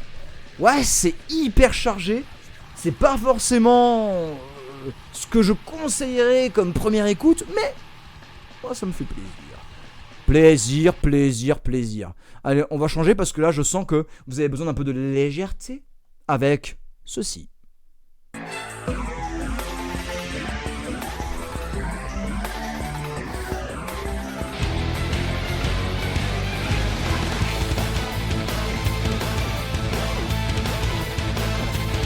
Voilà, là, dommage qu'il n'y ait pas Anna, parce que là je sais que Anna elle serait en mode oh Nightwish. Et oui, totalement. Moonlight Circus. Tu prends Nightwish. Et il y a un petit côté Avaland, mais le problème c'est que Avaland, j'en ai parlé plusieurs fois. The Legend of the Storyteller sorti en 2023, c'est beaucoup plus tard. Mais du coup, je pense à Nightwish pour l'utilisation des claviers. Je pense à Rhapsody of Fire. Avec le côté beaucoup moins kitsch et over the top. Mais il y a quand même un côté épique power prog, le plus bel effet. Une voix de beau gosse, ça fait plaisir. Et surtout, il y a de très gros techos derrière. Et de gros techniciens au niveau musical. T'inquiète, ça tartine. Ça tartine bien comme il faut. Et ça c'est vraiment ce Moonlight Circus. Un immense plaisir d'avoir ce disque. Vraiment, je ne dirai jamais assez combien j'aime cet album.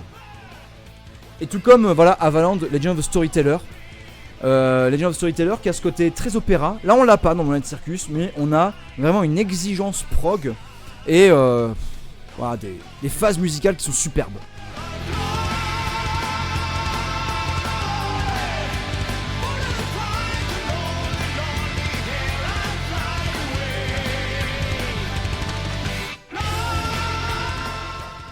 Un album qui fait plaisir, un album feel good. Et que j'espère qu'il pourra également vous plaire lorsque vous aurez envie de vous lancer dans du power prog italien.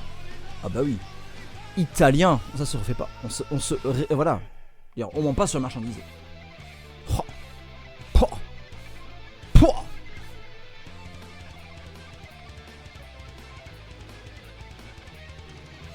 Oh comme ça tricote. Oh comme ça tricote. On est d'accord hein. Ça tricote. Ça tricote ou ça tricote pas? Bref. On a passé quand même beaucoup de temps à explorer les redécouvertes momistiques. Et en même temps aussi les achats de mômes. Parlons un peu sortie 2024. Et là je dois baisser le son dangereusement. Puisque nous allons avoir Inner Landscape.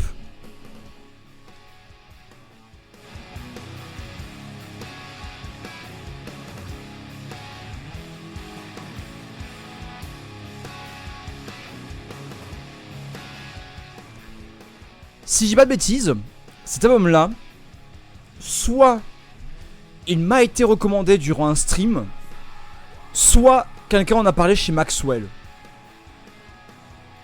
Je crois que c'était chez Maxwell, je crois même qu'on a vu un clip de Inner Landscape. Je vais vérifier. Je crois qu'on avait vu un clip.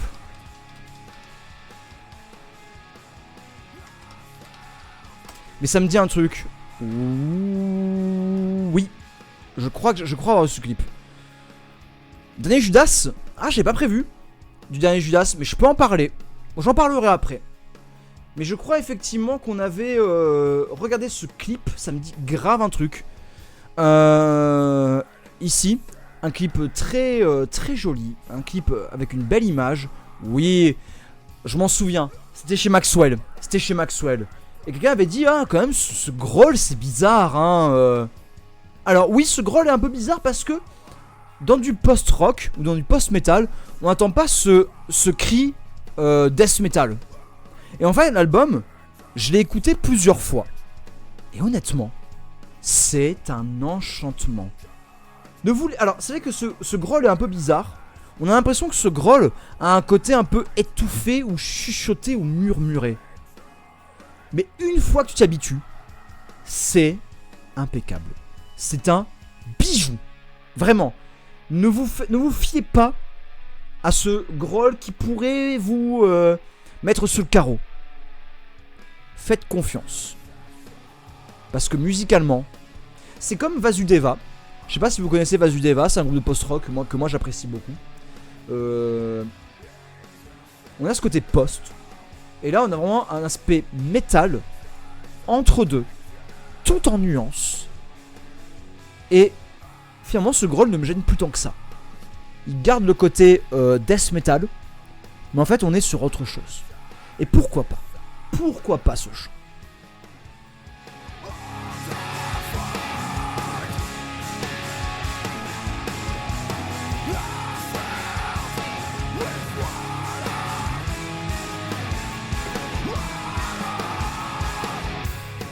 En fait, ce chant fait aussi très post-hardcore finalement. Moins agressif, mais il y a un côté, voilà. Je pense que si vous êtes adepte de post-hardcore, il n'y a pas de raison que ce Inner Landscape vous laisse indifférent. En tout cas, moi, c'est une excellente surprise, qui au début m'a un petit peu déstabilisé, un petit peu décontenancé, mais qui, avec beaucoup de distance, beaucoup de réécoute, c'est un album de prog, finalement. Même si des fois, voilà, le post-metal c'est pas tout à fait du prog, là c'est un album de prog. Et ça me rappelle du coup ce que disait Kelly Schaeffer de Athéiste avec Paul Masvidal de Cynic. Je vous mets d'ailleurs le lien vers A Pace of Time podcast. Et c'est très agréable d'écouter Kelly Schaeffer et Paul Masvidal parler, c'est des gens très intelligents, très intéressants. Un album de prog, ça s'apprécie dans la longueur, il faut écouter encore et encore. Et je suis toujours plus dans cette démarche-là. Donc le dernier Judas, alors le dernier Judas Priest, on va pouvoir en parler en mettant en arrière-fond, on va se mettre le prochain album que j'évoquerai, dont je vais parler après, qui est Maudit, avec leur album Précipice. Donc si Précipice, ça en fait beaucoup, hein.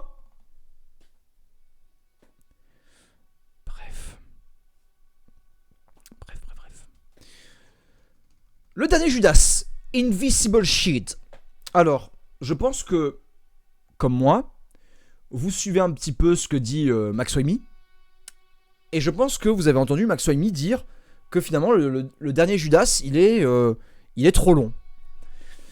Je suis de son avis. Moi, je suis de l'avis de... Alors, disons que c'est pas l'avis de Max Waimi qui me fait dire « Ah ! Il a mis le doigt là où je pense... Là où je... » Non. C'est que quand j'ai écouté Panic Attack, excellent. Seven of the King, excellent. Invisible Shield, c'est un tube monumental. Il n'y a aucun souci avec ça. Devil in Disguise, ok. Gates of Hell, sympa. Par contre, passer Crown of Horns... Alors je sais pas si c'est Max Waimi ou si c'était Mathieu de Heavy Mavi qui en parlait, je sais plus. Ou alors c'était The Dundad, je sais plus, en fait je sais plus. Mais vraiment, Panic Attack, Serpent and the King, Invisible Shield, Devil in Disguise, ces 4 là sont très très bien. Gates of Hell, très sympa aussi. Et, excellente surprise, ils approchent des 70 ans. Gardons ça en tête, cet album là, enfin... Rob Halford, je sais pas par quelle sorcellerie, mais il chante divinement bien. Et puis musicalement, qu'est-ce que ça envoie. Et du coup, je suis un petit peu aussi partagé pour Saxon parce que, en fait, Saxon a profité du même producteur et du même studio, je crois, même studio, mais en tout cas même producteur, c'est sûr, que Judas Priest. Et le son de Saxon et de Judas Priest sont très proches. Mais je trouve que Invisible Shield, au niveau des compos, voilà, première moitié d'album, c'est excellent. Deuxième moitié, c'est trop long. Et j'avoue que le dernier Saxon, j'ai pas été super emballé de ouf. Mais vraiment, excellente surprise que ce Invisible Shield. très très grande surprise. Mais trop long. Je pense que voilà, 35 minutes, c'est très bien. C'est très bien. Je comprends qu'on ait envie de faire des albums de 1 heure en heavy metal. Mais 35-40 minutes, ça va. Donc ici, extrait.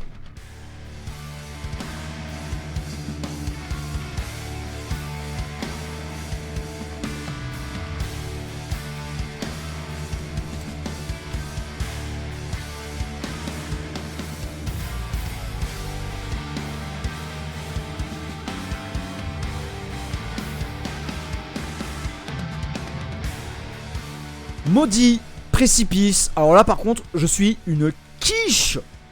Je suis une quiche dans ce style là. C'est pas un style que je connais énormément hein. Mais moi ça m'a beaucoup fait penser à Inner Landscapes. Il y a un côté post. Il y a aussi un côté rock alternatif. Alors si on regarde tout en bas, metal, ambient, instrumental, post. Merci. Du post metal instrumental. Déjà moi ça j'aime beaucoup. Parce que vous n'êtes pas sans savoir que moi, quand j'ai découvert le metal, c'était avec The Black Magis. Et j'ai toujours préféré les musiques instrumentales aux musiques avec des voix. J'ai toujours préféré ça. Et en fait cet album, il est sorti je crois en avril. Il est tombé au meilleur moment. J'ai été super réceptif. Ça joue super bien. On a de gros techniciens. Et c'est d'une diversité dans la nuance et tout. C'est comme Inner Landscape. C'est un bijou. Et c'est français. Ah, c'est bien, hein. C'est français. Et là on entend, enfin franchement, ça joue super bien. Donc on a des morceaux un peu longs, comme Precipice Part 1, Caesar et Precipice Partout. Mais on se met à notre extrait et tu vas comprendre.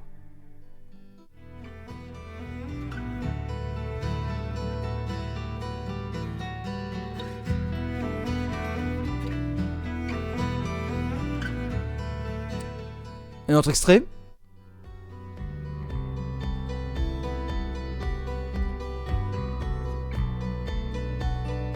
Oh.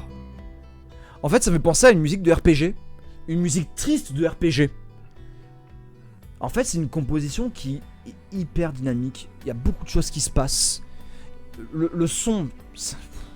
La production sonore, quoi. Non, vraiment. Maudit Précipice, c'est un must.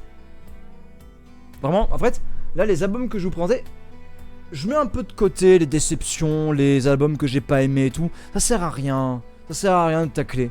Mais j'en reparlerai sur le projet de la suite de l'aventure Mom. Là, vraiment, je mets en avant que des choses qui m'ont beaucoup plu. Qui m'ont beaucoup touché. Et qui, pour moi, méritent votre attention. C'est pas forcément ce que j'écoute habituellement, ça. Mais voilà, ce côté musique de RPG qui a un touché. En fait, c'est des compositions qui sont très riches. Des mélodies qui viennent te prendre là. Et on va les développer. On va les développer. Sif, t'as un peu ce côté-là sur Ilion. On te met une mélodie qui t'accroche et on va la développer. Sauf que Ilion, il va très loin. Très loin. Et là, tu vois, on parlait de Ilion de Slift, qui est quand même du côté space rock, metal prog, quand même assez alternatif aussi. Inner Landscape, on a du post, tout comme Maudit, qu'on a là, c'est aussi du post. Et on va encore avoir du rock. Vraiment, mon bilan mi-2024 est très orienté musique alternative, quoi. Et là, c'est Ecoplane, pardon. Ça a été proposé par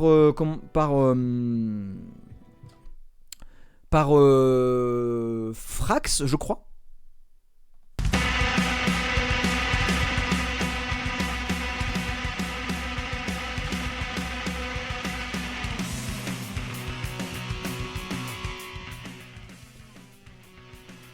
Donc on est sur un rock alternatif très noisy.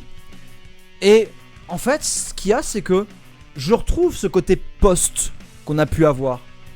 Mais en même temps, il y a ce côté aussi qui me rappelle le grunge, en bien plus sale, bien plus texturé.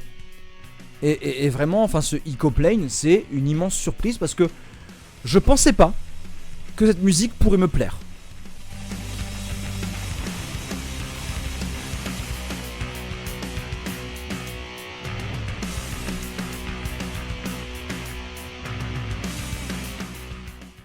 Je vais avancer un peu pour mettre un autre extrait.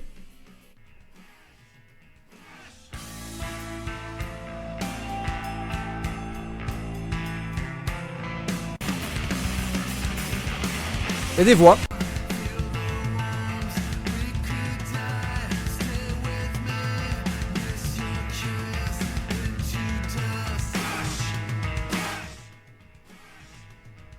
Pardon. Donc voilà, Ecoplane, très très bonne surprise. Que voilà, je vous conseille encore une fois. Mila Jovovich, c'est un très bon morceau. Et vraiment très surprenant. Il y a un côté voilà désabusé, grunge et compagnie. Mais en même temps, il y a ce côté alternatif, très texturé. Moi j'apprécie beaucoup alors que je ne pensais pas que j'allais aimer ce In Bones de Ecoplane. Bon. Je crois que maintenant, il va falloir quand même parler d'un petit quelque chose. Parce qu'on parlait alternatif et compagnie. Et normalement, vous l'avez remarqué plusieurs fois. Il y en a un qui essaie de se faire une place. Et on n'a jamais réussi à le caler. Le pauvre, il n'en peut plus. Il veut se mettre en avant. C'est Slop. Montons le son.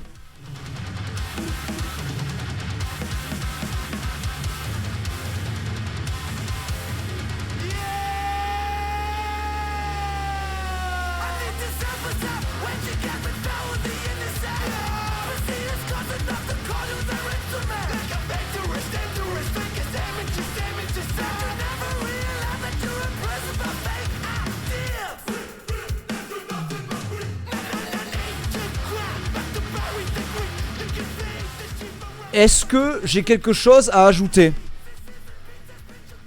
Bah non. Non, y'a rien à ajouter. Y'a rien à ajouter, je suis désolé. Quand t'as du hardcore qui te met aussi bien en termes de diversité rythmique et de puissance dans la compo, en fait, si je parle de Slop, c'est parce qu'ils ont sorti... Oh, tiens, il y a Worst Doubt qui a sorti un EP, ok. Oh là là. Grosse branlée, voilà, t'as même du beatdown. Voilà. Alors, Slop, groupe. En fait, ils ont sorti un album cette année. C'est Freak Dreams. On me l'avait proposé sur un stream. Il y a un côté en fait très funk, très fusion dans Slop. Et j'admets que Freak Dreams, je trouvais ça sympa sans plus. Par contre, ce Street Hit, ça a été l'amour direct. Direct. Ça là, j'adore. Après, Freak Dreams, sorti en 2024, c'est très bon aussi. Faudrait que je le réécoute plus régulièrement, j'admets. Mais franchement, c'est de la bonne. Et j'ai bien envie aussi qu'on s'écoute là, voilà, à la volée. C'est comme ça la magie du stream. Un petit Worst Doubt, hein. On va se mettre bien. On va se mettre, par exemple, je sais pas, on a plein de choses. Renation, allez, Renation. Ou Consume, allez, 2018, c'est parti.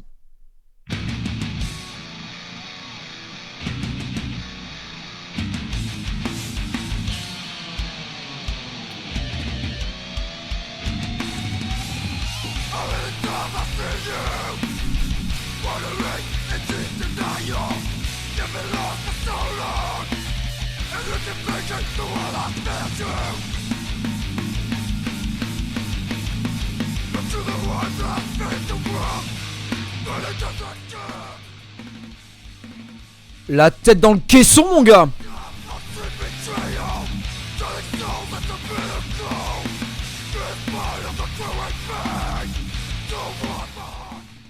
C'est 100% Napalm Death. Complètement Napalm Death. Ouh.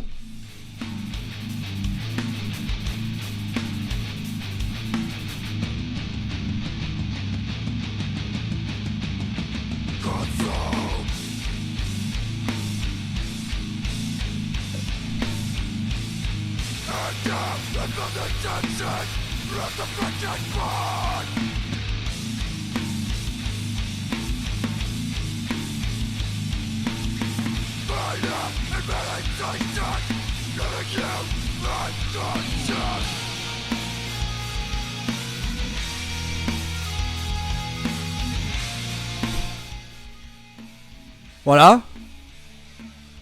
Qui a demandé un solo archi-mélo dans son hardcore? C'est excellent. toute façon, Worst Out, sans aucun doute, c'est les patrons. Et c'est pas leur pire doute. La suite, Mom.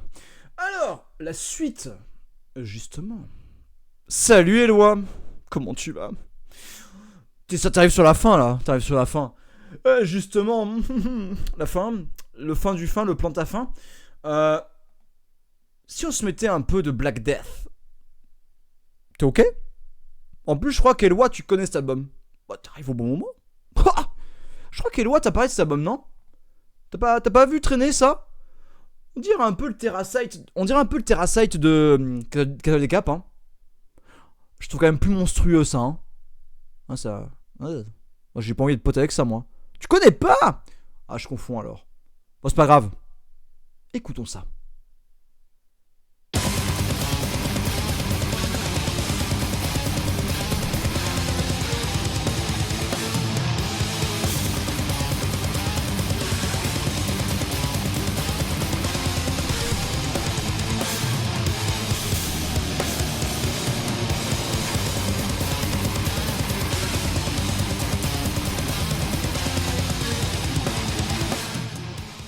Voilà. Alors, c'est pas le premier morceau, ça. C'est le quatrième. Mais dans ce quatrième morceau, qu'est-ce que t'as? Du Brutal Death. Du Black. Ça défonce. Ça marche trop bien. Et encore, j'ai plusieurs atouts dans ma manche. Je vais avancer un peu.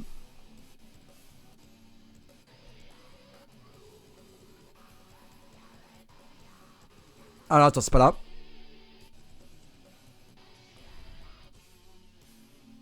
Voilà.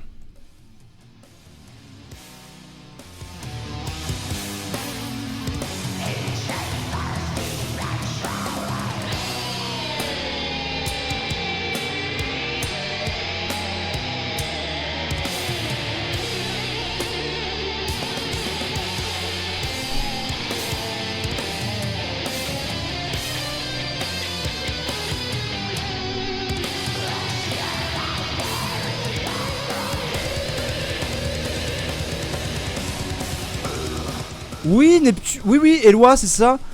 C'est Blood Incantation, mais en pas chiant. Parce qu'il y a ce côté brutal, il y a ce côté black, il y a ce côté tech, putain. Là vraiment, ce qu'on a écouté, ça faisait très tech death. En fait, c'est la confluence de plusieurs éléments très sympas. Et ça marche trop bien. Et ça stompe. Ça stompe à mort. Ce côté vraiment comme dans Tribal Gaze. Boum, boum, boum. Alors, Blood Incantation, c'était cool. Je dis pas le contraire. Je trouve ça chiant. Moi, Blood Incantation, je me fais chier. Ah, c'était sympa, mais moi, je trouve ça chiant. Hein, vous êtes sympathique, mais ça me fait chier. C'est pas tout à fait ça le truc de striptease. Mais ça défonce. Alors oui, tout à l'heure, Eloi, il n'y avait pas beaucoup de son parce que j'étais en train de faire une recherche dans le musique, dans le morceau. Mais en vrai, tout l'album. Ah oui, excusez-moi. Ça, c'est le début de l'album. C'est le premier morceau, ça.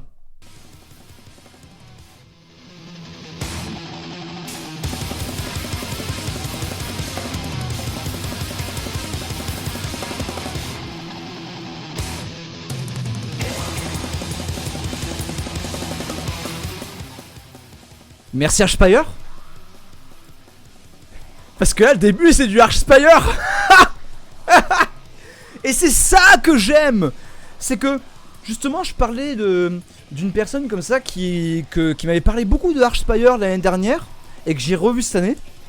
Et c'est justement grâce à la discussion que j'ai eue avec cette personne-là que j'ai envie de recentrer la chaîne Mom vers autre chose.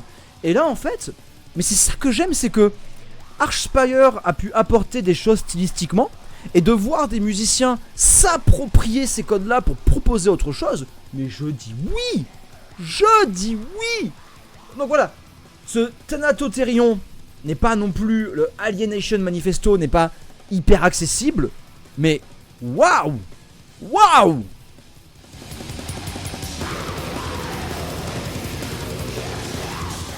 Voilà. Tu n'as pas demandé de Brutal Black Death Tech Prog. Tu l'as pas demandé. Il est là. Il est là. Allez, bonus.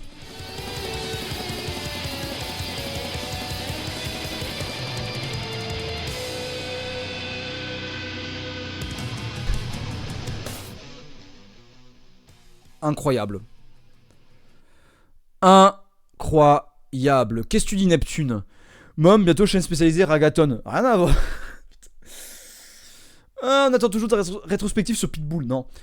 Ça fait vu ce truc, j'ai jamais entendu parler. Alors, moi, je l'ai vu tourner en fait, ce Thanatotherion. Je sais pas, je pensais que c'était toi, Eloi, qui en avait parlé. Mais peut-être que c'est. En fait, peut-être que c'est. Peut-être que je l'ai vu au. Alors, soit je l'ai vu au pif, ce qui est complètement possible. Soit c'est. Le guitariste et tête pensante de Étrange, le groupe de prog français. Non, ça fait 10 000 vues, hein. Ça fait pas beaucoup de vues, malheureusement. En même temps, c'est tellement niche, ça. Bon, on est sur les derniers instants avec 3 albums qu'on va s'écouter, enfin 3 sensations. On va d'abord écouter 2 choses où je suis pas trop fan, et après on va terminer sur quelque chose que j'apprécie bien. Alors je suis pas trop fan, mais vous verrez que ça marche quand même super bien. En fait, ça c'est un truc que j'aurais pu écouter il y a... attends... Thanato machin. Tiens. Prends ça. Thanatotherion. Alienation Manifesto. C'est sur Hide Void Anger Records.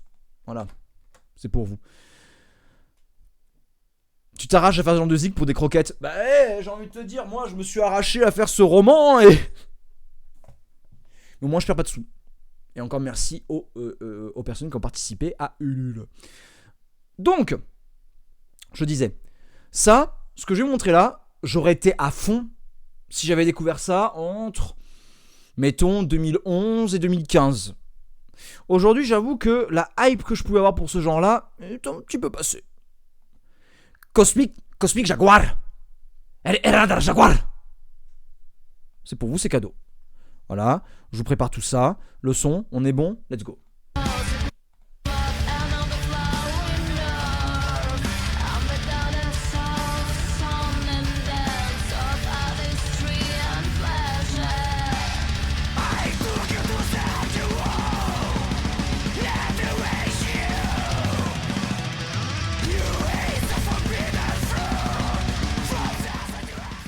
Bon. Tu prends le thrash technique. Voilà, athéiste, ce genre de choses. Mais version Amérique du Sud. Sauf qu'en fait, non, c'est d'Europe de l'Est. Donc, à ce côté un petit peu ambivalent du tech death, tech thrash d'Europe de l'Est. Comme pessimiste que j'ai déjà évoqué ici. D'ailleurs, pessimiste, j'en reparlerai, mais plus dans mon bilan 2024. C'est vachement intéressant, pessimiste. Et du coup, voilà, ce Cosmic Jaguar. El Era del Jaguar. Ça me fait trop rire. On va se faire un petit zoom. Et zoom. C'est un groupe ukrainien. Justement, qui parle de culture aztèque et de mythologie de ce coin-là de la planète. Avec, voilà, comme inspiration athéiste, cynique, death, Vector, Voivode. Tu en connais. Et aussi... en artiste similaire, Bestial Invasion. Bestial Invasion. Alors si je vous montre, vous allez dire bah Piece of Time. Oui. Ça c'est comment ça? C'est complètement le Piece of Time athéiste. Hein. C'est complètement du athéiste. Hein. Alors je vais vous trouver du athéiste. Hein. Un instant. Ah pourtant il n'apparaît pas en comment dire en artiste similaire. Mais attends un peu. Hein. Moi je suis désolé mais on me la fait pas à moi. Hein, voilà. Voilà, on me la fait pas à moi. Moi je suis un gros ferveau. Ben voilà, hein. Technical Slash d'Ukraine. Ça défonce, mais je suis pas client de ça. C'est un peu beaucoup de bordel. L'album fait 40 minutes. Et en plus, voilà, il y a cette saveur à la fois Comme je disais, métal technique d'Europe de l'Est. Et en même temps, métal technique d'Amérique du Sud. Et d'ailleurs, il faut absolument que je fasse un PPCM sur des groupes comme ça de death metal d'Amérique du Sud qui sont super surprenants. Faut que j'en fasse. Allez, extrait là.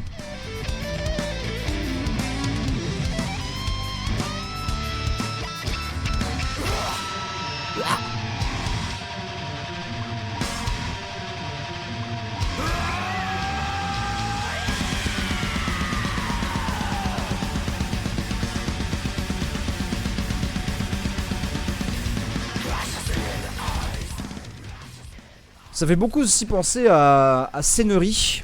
Scenery qui est un groupe complètement inspiré d'athéistes. Et ça fait penser à autre chose, mais je suis pas sûr de le retrouver ici. Non. Malheureusement, c'est un album que j'ai dans mes tablettes. Mais je suis pas sûr de le retrouver. Si, Algophobia. Ouais. Je vais penser à Algophobia, que je vais te remettre ici.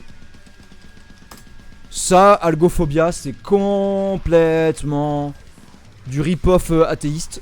Mais c'est vachement sympa. Voilà, disons que à ce genre-là, j'ai quand même bien donné. Donc ça, c'était voilà, c'était Cosmic Jaguar. Elle era de Jaguar. Allez, autre truc comme ça que j'ai trouvé sympathique. Je me suis pas buté dessus, mais je pense que ça pourrait te faire kiffer. Speed. Au moins, le nom du groupe est clair. Only one mode. Seulement un mode, hein. C'est genre, par exemple, tu vois, t'as ta machine à café, elle fait que du café. Y'a pas d'espresso, y'a pas de cappuccino ou quoi, non, elle fait que du café. T'as ton grille-pain, il fait que grille-pain. Y'a pas de thermostat, y'a pas, non, il fait que un seul mode. Voilà. Un seul truc. Et là, le seul mode, c'est le mode bagarre.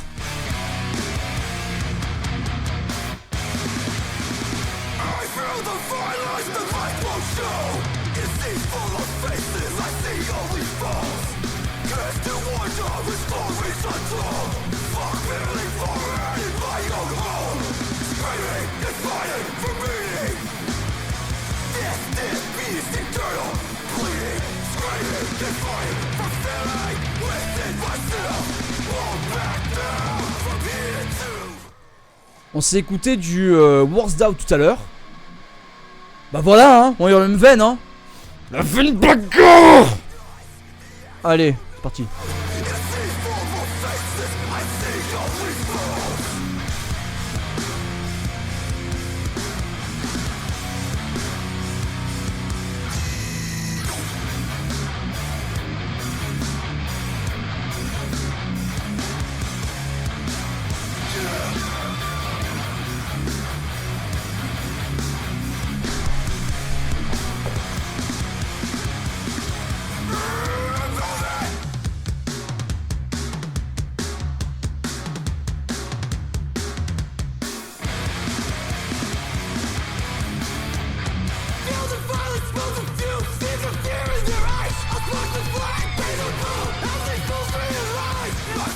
Alors, The Lilac Continuum, dit comme ça, Eloi, on dirait un truc très inspiré de Star Fox.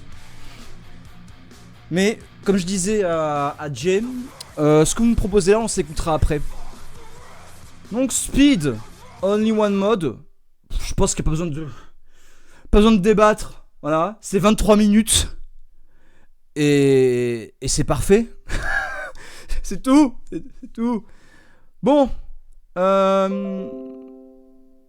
Il nous reste. Si. Bah attends. On l'a déjà fait? Un instant. Ah non, on l'a pas déjà fait. Il nous reste un dernier. Un dernier à évoquer, je disais. La pochette est moche, musicalement c'est sympa. Au-dessus, il y en a tellement des comme ça. Hein. Bon, je crois qu'on a déjà parlé de ça. Hein. On l'avait déjà évoqué. Mais. On va le remettre en avant.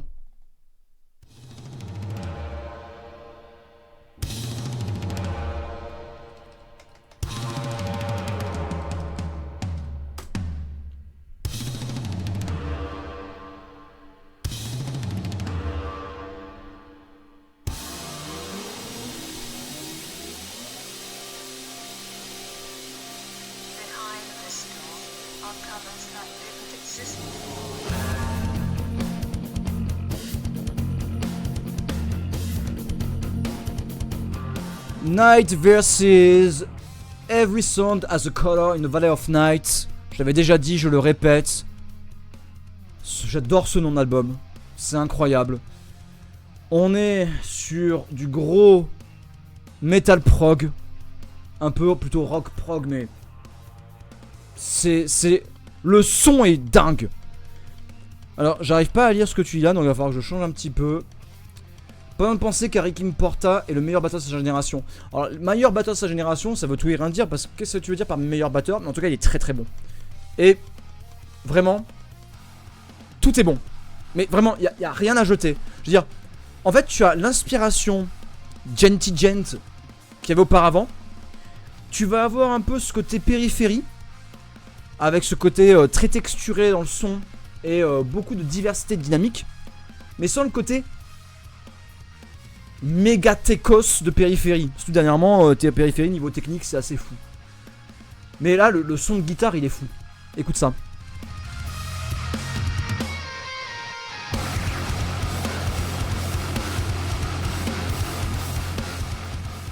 C'est un bonbon, hein. Il y a un côté post-rock complètement. En fait, finalement, en 2024, j'ai écouté beaucoup de post. Mais c'est génial.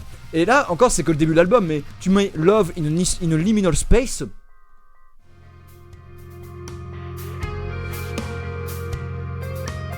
Voilà. Musique de RPG triste, là. Là, je sais pas, j'ai ce côté FF8, Nobuo Uematsu, quand il fait du jazz. Parce que FF8 est une OST qui fait très jazz dans certains moments. Là, je suis à fond.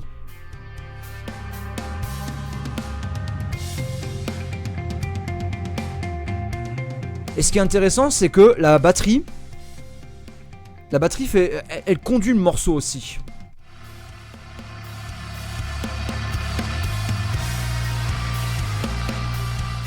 Allez, un dernier parce que faut quand même avancer. Ils ont fait un feat avec Author et Punisher.